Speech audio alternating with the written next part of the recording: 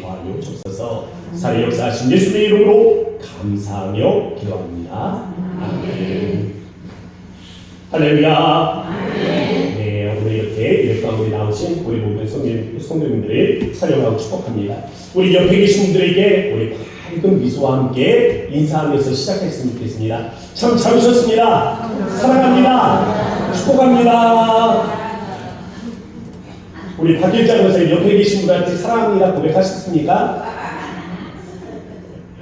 네, 우리 오랜만에 이렇게 뵙는 분들 계시는데요. 이렇게 또 예배 가운데 오셔서 우리가 함께 이 하나의 공동체의 이름이 참 감사하고 또 무엇보다도 살아계신 하나님께서 이 자리에 임재 오셔서 우리와 함께 하시는 것이 너무나도 기쁜 날입니다. 할렐루야. 네, 이날 우리 기쁨의 잔치 가운데서 하나님의 놀라운 은혜들을 경험하실 수 있길 바랍니다. 가족이라는 단어가 있죠. 영어로는 패밀리입니다. 이 패밀리가요 라틴어에서 왔거든요. 라틴어에서 왔는데 이 라틴어 파밀리아라는 단어에서 왔습니다. 이 예전에 라틴 그 사회를 우리가 생각을 해보면요, 이 노예를 포함해서 한 집안에서 모든 사람들이 함께 생활을 했습니다. 그래서 말의 어원은요, 이 말이 그 어원이 가지고 있는 것처럼 이 서구 사회에서는 이 패밀리, 가족이라는 단어가 익숙한 관계에 있는 사람이라는 어떤 그런 의미들을 가지고 있습니다. 중국은 일가라고 부르죠. 일본에서는 가족이라는 단어를 사용을 합니다. 그래서 한 지붕 밑에서 이 공동체를 이루면서 살아가고 있는 사람들을 뜻하는 그런 단어입니다. 반면 그럼 우리나라는 이 가족을 뭐라고 표현을 합니까? 우리는 식구라고 하죠. 식구. 같이 밥을 먹는 사람들입니다. 이 한솥밥에서 이 식사의 공동체를 이루어가는 사람들을 식구라고 부르는 거죠. 그래서 우리는 뭐 아내나 아니면 자식들을 소개할 때 다른 사람에게 내 식구입니다, 제 식구입니다 라고 그렇게 소개를 하잖아요. 교회 공동체가 함께 식사를 합니다. 그리고 함께 식사의 교제를 나누죠. 이게 뭡니까? 식구 아닙니다. 그래서 우리가 서로를 교회 가족이라고 부르는 거잖아요. 한번 생각을 해보면 자녀가 출가합니다. 자녀가 출가하면 일주일에 한 번 보기도 쉽지가 않아요. 그런데 우리는 매주 만나서 함께 봅니다. 적어도 한 번 이상을 봐요. 그러면서 함께 식사를 나눕니다. 어떻게 보면 가족보다도 더 가까운 것이 우리 교회 가족이 아닌가라는 생각이 들 때도 있습니다. 저는 오늘 교회 29번째 생일을 맞이하는 날 한번 생각을 해봤습니다. 저는 제 생일 때면요 고민을 해봐요. 왜 태어났니? 너는 왜 태어났니? 뭐 때문에 태어난 것일까? 라는 이 고민을 하는 거죠. 나는 왜 태어난 것일까? 하나님은 나를 왜 만들었을까? 하나님께서 나를 창조하신 목적은 무엇이며 나를 만드셨다면 또 이 새 생명을 허락하신 이유가 있을 텐데 왜 나는 이 땅을 살아가고 있는 것일까? 라는 존재의 아주 본질적인 부분에 대해서 고민을 하게 됩니다. 교회 29번째 생일을 맞아서 같은 고민을 가져봤어요. 우리 교회는 왜 하나님께서 만드셨을까? 왜 고향 부산교회를 이 지역에 세우신 것일까? 그럼 우리는 또한 어떤 교회를 바라는 것일까? 하나님께서 우리에게 바라는 교회의 모습은 무엇이며 우리는 어떠한 공동체를 바라며 교회를 세워가야 할까? 이 근본적인 부분에 대해서 생각을 해보았습니다. 저는 오늘의 말씀을 통해서 우리에게 그러한 깨달음이 함께 할 수 있기를 바랍니다. 첫 번째입니다. 하나님의 임재를 갈망하는 공동체입니다. 요즘은요 신화가 사라져버렸다 라는 말이 좀 세상스럽게 마음에 다가오더라고요. 사람들은 이 신화 같은 이야기를 잘 믿지 않죠. 요즘 크리스마스 산타 이야기하면 여러분 손자 손녀들 있잖아요. 몇 살짜리 아이들이 그걸 믿든가요? 적어도 7살만 돼도 없다는 걸 알아요. 이미 산타는 없다. 그건 아빠다, 엄마다, 아니면 엄마, 아빠, 올해 크리스마스 선물은 뭐야? 오늘 산타한테 아예 대놓고 물어보는 거죠. 요즘 7살만 돼도 숲속에는 더 이상 요정이 살지 않는다라는 사실을 다 알아봅니다. 신화와 같은 이야기들이 사라지고 있는 겁니다. 그런데 이 신화 같은 이야기들이 사라지면서 동시에 신적인 존재에 대한 경외심도 사라지고 있다라는 것이 마음에 다가옵니다. 이 신격화된 이 존재, 그 심한 이 신적인 존재에 대한 경외의 마음이 사라지면서 그 신격화된 성지가 존재하지 않는다라는 그런 생각이 들었습니다. 과거에 보면 이 성당이나 교회가 있잖아요. 이 교회에 보면 공권력이 함부로 들어가지 못했습니다. 그래서 이 운동하시는 분들이 주로 대피하는 장소가 교회나 성당이었잖아요. 적어도 제 기억으로는 육공화국이 들어서기 전만 해도 공권력이 교회나 성당에 들어가는 건 없었습니다. 그런데 최근은 분위기가 달라졌어요. 영장만 있으면 됩니다. 법적인 허락만 있으면 돼요. 그러면 이 성전에서 합법적인 법 집행이 가능하다라고 사람들은 그렇게 생각을 합니다. 저는 지금 교회 밖에 있는 사람들에 관해서 이야기를 하는 게 아닙니다. 지금 교회 안에 있는 사람들, 우리 지금 여기서 예배하는 분들, 여러분들에게 물어보면 아마도 이와 같은 생각들을 갖는 분들이 많을 겁니다. 저는 이 성도들에게 이야기하고 있는 거예요. 우리 안에 어떻게 보면 성전에 대한 기념들이 오래졌기 때문에 그런지도 모르겠습니다. 열왕기상 8장에 보면 솔로몬이 성전 이 왕궁을 이루게 되죠. 그리고 낙성식을 올리는 장면들이 등장합니다. 이 낙성식에서 솔로몬의 기도 한번 들어보시기 바랍니다. 우리 열왕기상 8장 29절 말씀 함께 읽어보도록 하겠습니다. 시작. 주께서 전에 말씀하시기를 내 이름이 거기 있으리라 하시고 이 성전을 향하여 주의 눈이 주야로 보시는군요. 주의 눈이 이곳을 향하여 비는 기도를 들으시옵소서. 아멘. 성전은요 하나님의 이름이 있는 곳입니다. 성전은요 하나님께서 그의 눈길을 둔다고 했어요. 성전은요 하나님께서 마음을 두신다라고 말씀하신 것입니다. 하나님께서 눈을 두시고 하나님께서 마음을 주셔서 우리가 그곳에서 기도할 때 하나님께서 우리 기도를 듣고 우리를 긍휼히 바라보심으로 말미암아 우리의 기도에 응답하시는 곳이 바로 거룩한 성전입니다.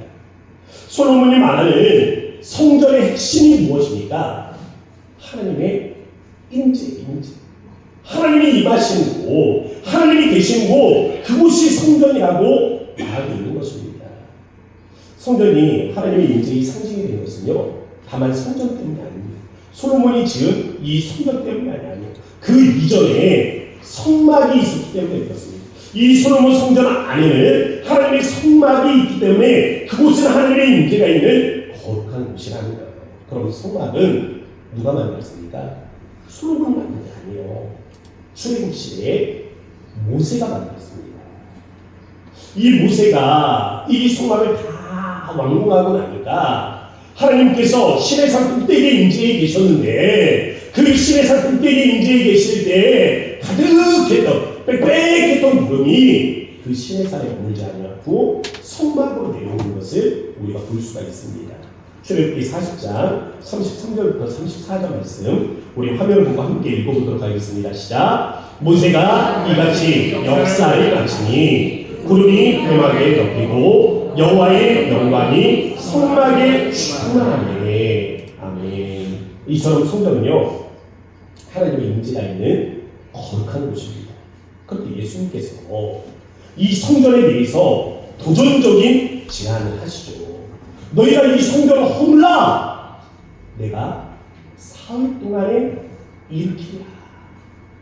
하나님의 임재가 있는 이 성전을 허물라 내가 사흘 만에 다시 일으키리라. 예수님께서는 십자가에 죽으셨습니다. 그런데 예수님께서 죽으실 때 성경에 보면 아주 특별한 묘사가 있어요. 그 특별한 묘사 중에 하나가 휘장입니다. 휘장.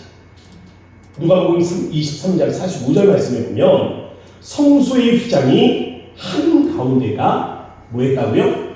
찢어지더라. 찢어졌더라예요? 아니면 찢어지더라입니까? 찢어지더라. 찢어지더라. 찢어졌다 하고 찢어지더라 하고 뭐가 다릅니까? 찢어졌다는 누가 찢은 거잖아요. 누가 찢은 거. 근데 누가 이 휘장이 찢어지더라. 이거 뭐예요? 스르르르 찢어지는 거잖아요. 찢어지는 거. 그 스스로가 찢어지는 겁니다. 능동태로 사용이 되었다라는 거예요. 저절로 찢어졌다. 외부의 힘에 의한 것이 아니라, 바람에 의해서 찢어진 것이 아니라, 누구의 손에 의해서 찢어진 것이 아니라 스스로 찢어졌다.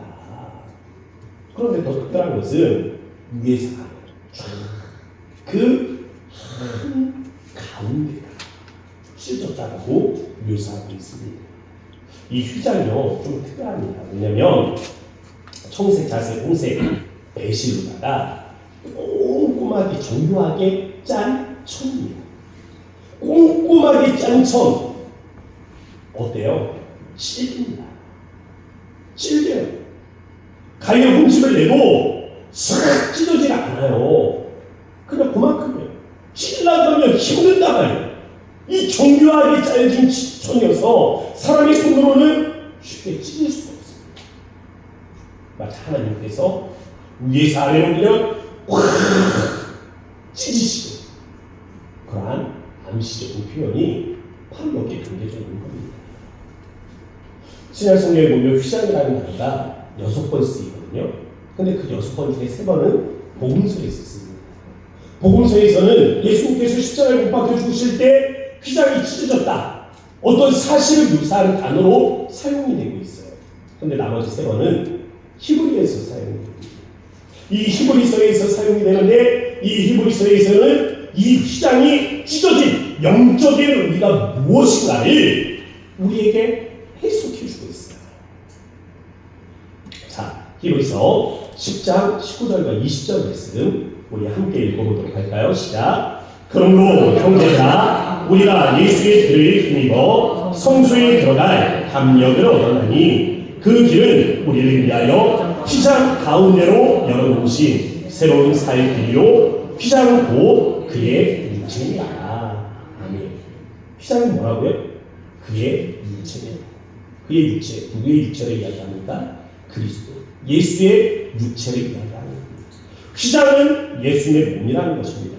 예수님께서 십자가에서 자신의 몸을 찢으심으로 말미암아 성전을 무너뜨리셨고 자신의 몸된 새 성전을 이루셨다. 이것이 무엇입니까? 교회예요. 너희가 이 성전을 헐라, 내가 다시 사흘 만에 일으킨다. 말씀하신 대로 자신의 몸된 교회를 예수님께서는 세우신 것입니다. 성전은 하나님의 임재가 있는 거예요. 구약 성경에서는 이 성막에 머물러 있던 하나님의 영이 휘장이 찢어졌습니다. 지성소를 찢고 예수님께서 성령님께서 밖으로 나오신 거예요.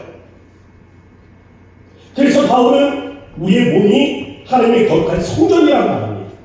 하나님의 성령이 우리 안에 임재하시기 때문에. 고린도전서 3장 16절 말씀에 너희가 하나님의 성전인 것과 하나님의 성령이 너희 안에 계신 것을 알지 못하느냐.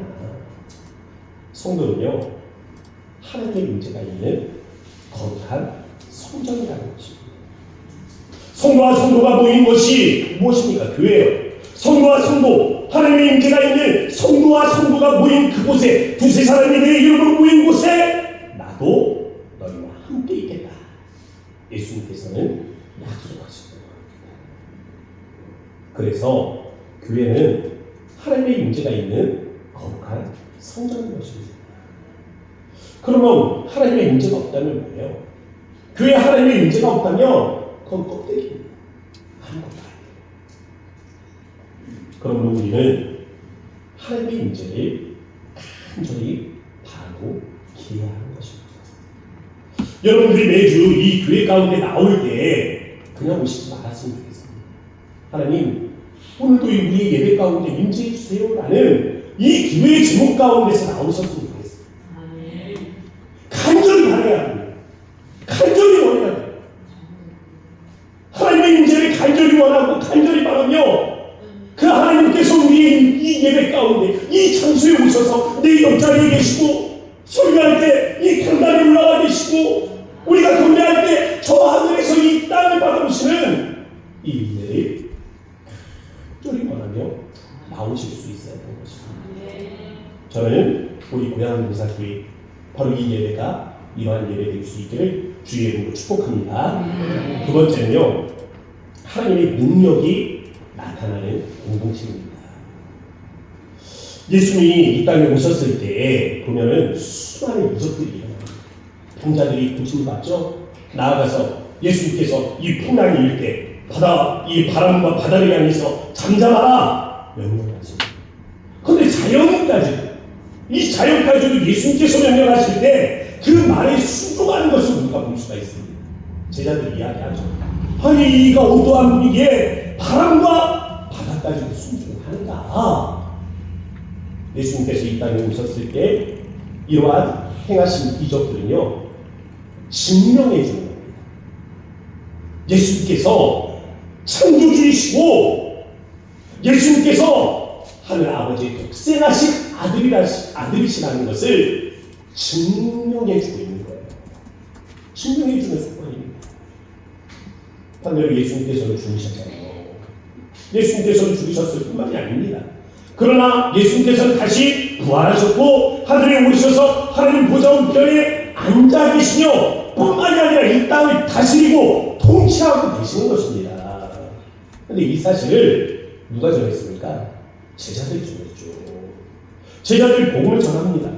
예수님의 부활과 승천에 대해서, 또 예수님의 그 다스림과 통치에 대해서, 또 예수님의 재림에 대해서 그들이 복음의 말씀을 증거한단 말이에요. 그런데 성경에 보면 예수님에 관한 이 복음의 말씀을 증거할 때 제자들에게 놀라운 기적의 역사들이 일어납니다. 마치 예수님께서 베데스다 연못가에서 38년대 병자를 고치시잖아요. 그가 누구였습니까? 안진뱅이. 걷지 못하는 자였습니다. 그런데 베드로가 성전 민문에서 이 안진뱅이를 일으켜 세우는 역사가 있잖아요. 사도 바울은요, 루스드라에서 복음의 말씀을 전달하면서 그곳에서 안진뱅이를 고치는 역사가 있습니다. 마치 예수님께서 행하셨던 것처럼 똑같은 일들이 제자들에게 일어나는 겁니다. 나아가서 열두의 혈루증을 앓고 있던 여인이 어떻게 했습니까? 예수님 옷자락에 손만 대어도 낫겠다, 이 소망을 가지고 나와 예수님의 옷자락에 손을 대요. 어떻습니까? 병이 낫죠? 마찬가지입니다. 베드로가 그 그림자가 덮어질 때 성전에 누워서 낫게 말하는 자들이 병고침을 얻게 되었습니다. 사도 바울이 수건을 가져다가 병자들의 몸에 올려놓으니까 고침을 받은 거예요. 왜? 여기서 질문이죠. 왜 이 놀라운 일들이 일어나는 것인가? 어떻게 이 놀라운 역사들이 예수님에게 일어나는 것은 이해가 돼요. 그분은 창조주시니까. 근데 어떻게 제자들에게도 같은 일들이 일어나느냐? 라는 것이죠.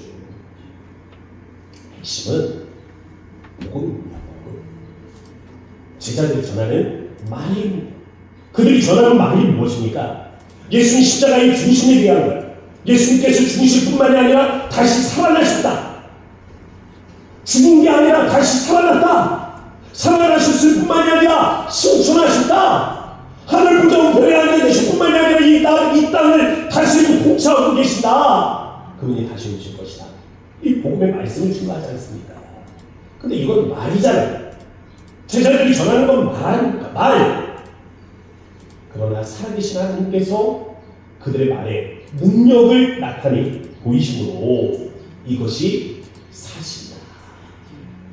이 말이 사실이다. 제자들이 전하는 말이 사실이다. 이걸 가르쳐주고 있는 겁니다. 하나님은 복음이 전파되는 곳에 자신의 능력을 보이셔서 그들의 말이 사실임을 증명해 보이시는 겁니다. 오늘날 우리 교회가 믿고 선포하는 게 뭐예요? 오늘은 하나님의 살아계심에 대해서 우리가 선포하는 거 아닙니까? 주의 다스림과 통치에 대해서 우리가 말하는 거 아니에요? 우리는 말하는 거지. 우리는 말하는 거잖아요. 우리는 말하는 것이지 이것을 진짜다라고 증명하시는 분은 누구예요? 하나님이 하시는 겁니다. 하나님이 하시는 거예요. 하나님의 살아계심에 대해서 하나님이 증명하시는 겁니다. 주의 다스림과 통치에 대해서 주가 증명하시는 거예요. 그것이 역사입니다.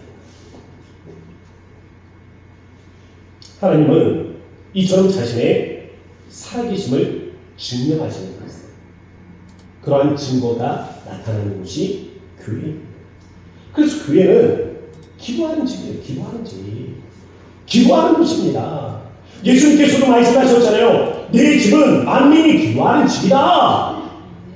사도 바울은 성령 안에서 우리가 하나님의 성전을 함께 지어져 간다라고 말할 뿐만이 아니라 그처럼 우리가 성령 안에서 서로 위하여 기도하는 공동체다라고 가르쳐줍니다.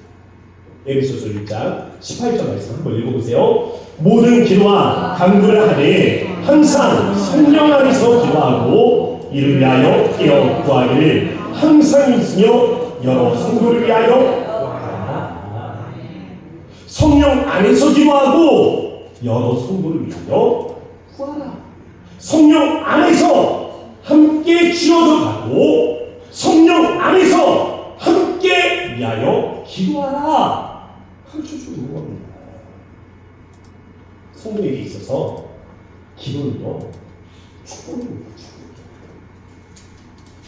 누구든지 예수만 영접하면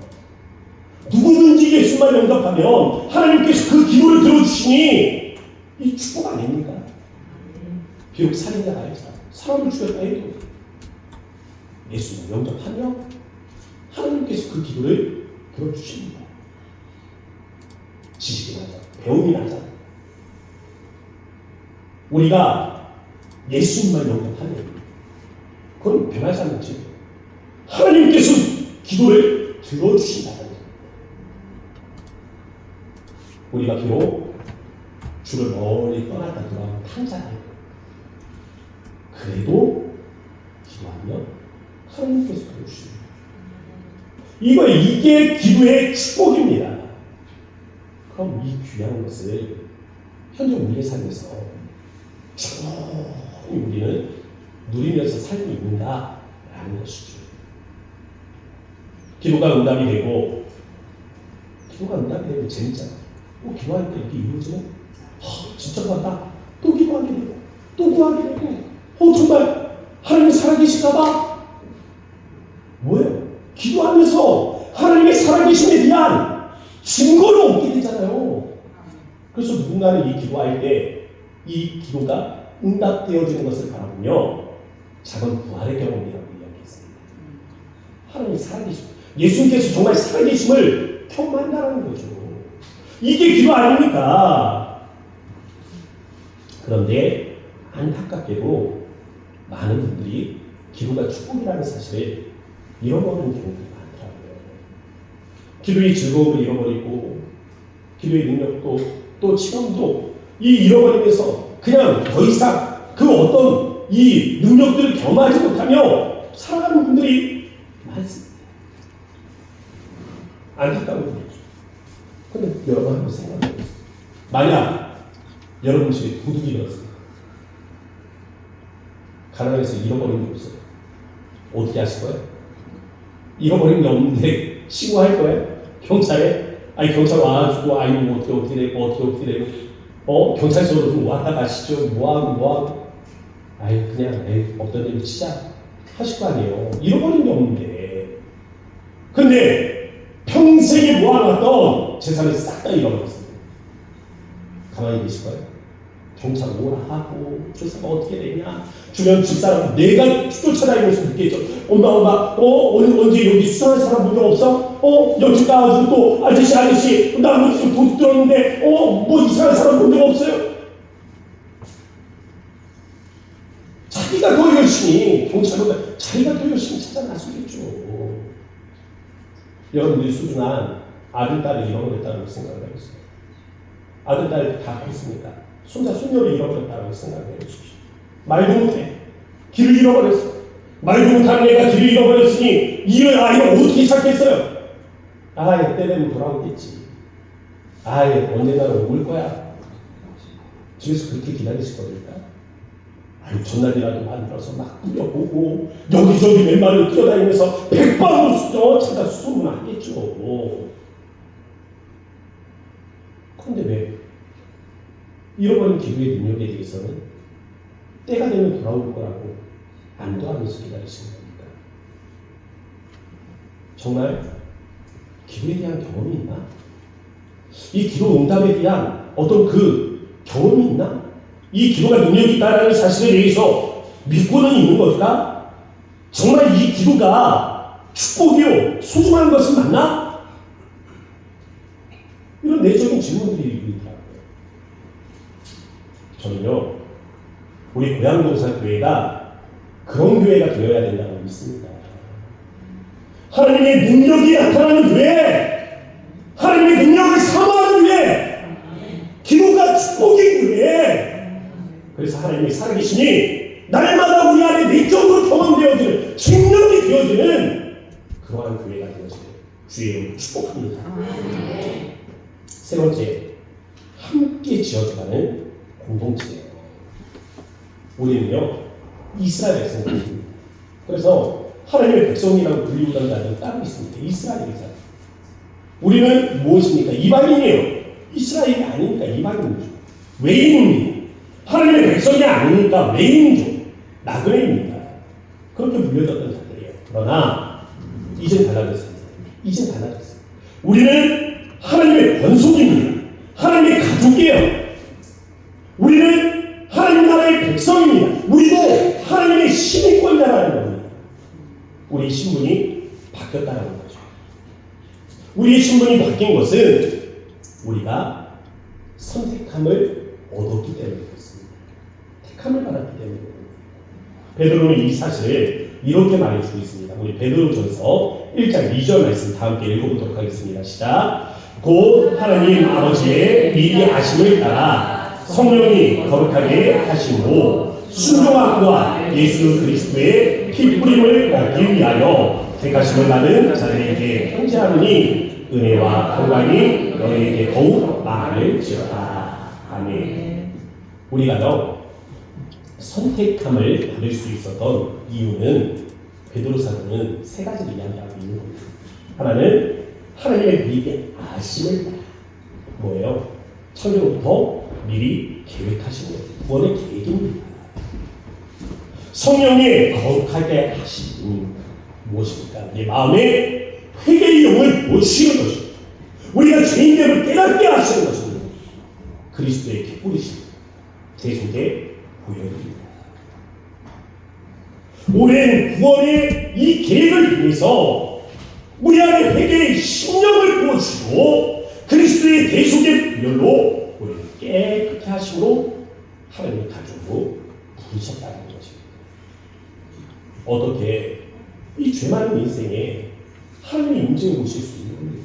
어떻게 죄인들의 모임인 이 인간 공동체 안에 하나님의 성령의 임재가 가득한 거예요. 하나님은 거룩한 분이시고 우리 인간은 죄인인데 어떻게 하나님께서 이 안에 임재에 오실 수가 있는 것입니까? 하나님이 우리를 선택해 주셨기 때문입니다.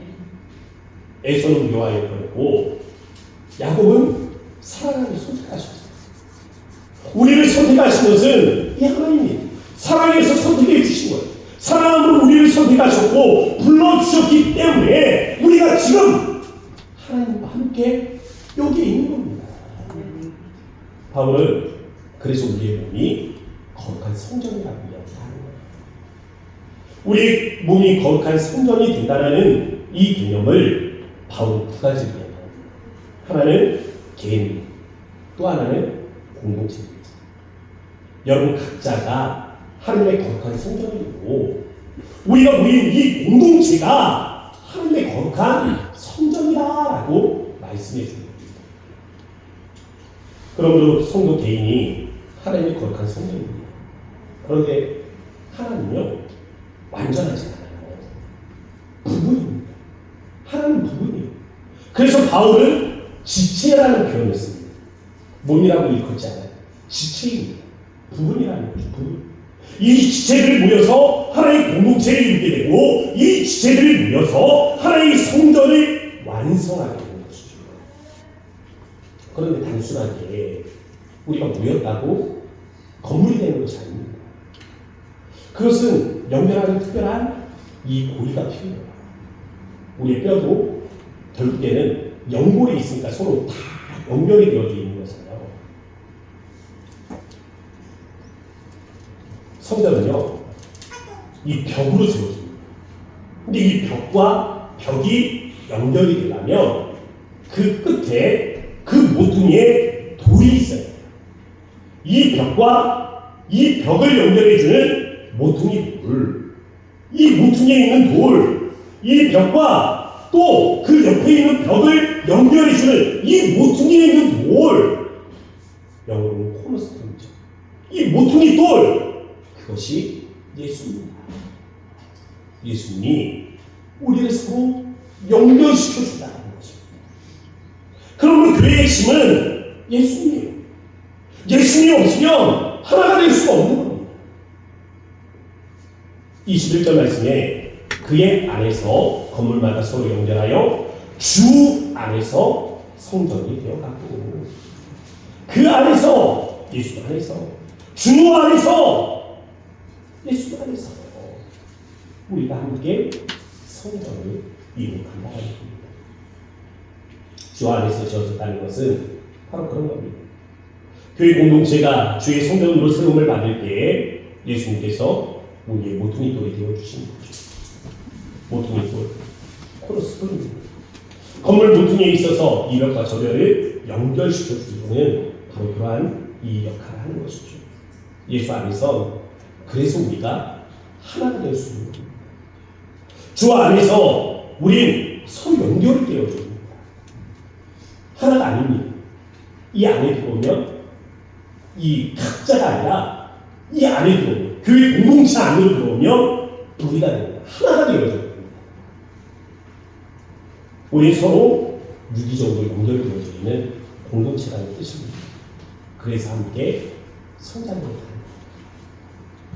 만약 누가 빨리 걷지 못하면 우리는요, 기다려줘야 됩니다. 만약에 우리가 천국을 향해서 함께 걸어가는데 누군가 탈진하면 같이 멈춰서야 됩니다. 그리고 그가 일어설 수 있도록 옆에서 돌봐줘야 돼요. 저는요, 저 천국을 향한 이 경주 앞에 우리 고향동산교회가 1등을 하지 못해도 상관이 없습니다. 아마 우리는 1등 하지 못할 수도 있어요. 그렇지만 우리가 마지막에 저 천국문에 들어갈 때, 야, 우리 다 같이 들어왔다! 야, 다 들어왔구나! 여러분, 이 탄성은 있어야 되지 않겠습니까? 아이, 누구 어딨어? 누구 어딨어? 아이, 누구는 아직 못 들어왔어? 아이, 누구는 언제 오는 거야? 아니잖아요. 아니잖아요. 다 같이. 우리 다 같이. 한 사람도 우리 놓치지 마. 그 천국에 다 같이 들어가서 마지막에 탄성을 다 함께 외칩시다. 다 왔다. 다 왔다. 우리 다 왔다. 우리 고향동산교회는 진짜 다 왔다. 1등은 못해도 이 탄성이 우리 모든 성도들에게 함께 할 수 있었으면 좋겠습니다. 그런 마음으로 우리 마음을 모아서 함께 기도합시다. 주님, 이런 교회를 되길 원합니다. 하나님의 임재를 우리가 간절히 바라보면서 정말 갈망하고 또 갈망하는 그러한 공동체가 되어지길 원합니다. 하나님의 능력을 사모하는 정말 그런 공동체가 되었으면 좋겠습니다. 언젠가 돌아오겠지.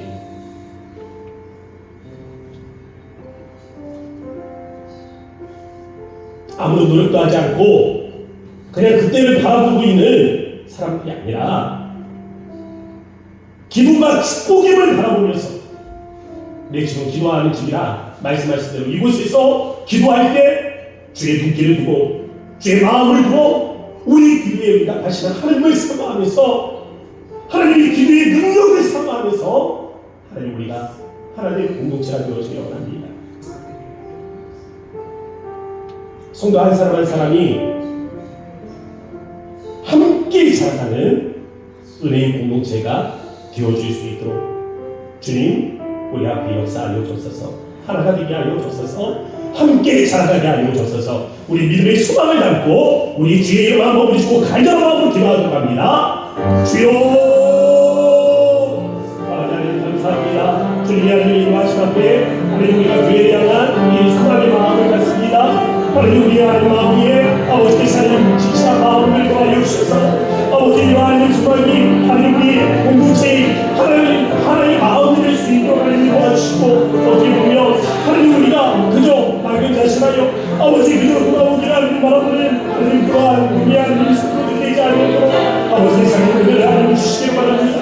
아버지 우리 하나님 간절히 바라보게 하시고 아버지 주변에 하나님 한결같이 돌아가 주셔서 주님을 생각할 때 하나님 우리가 이러한 마음으로 생각이 하나님 나아가게 하시며 하나님 믿음의 공동체를 우리가 다 이루어 나아갈 수 있도록 은혜를 더하게 주셔서 믿음의 하나님 공동체 위에 하나님께서 한 마음과 하나님 한 뜻을 더하시고 이러한 믿음의 하나님 수반이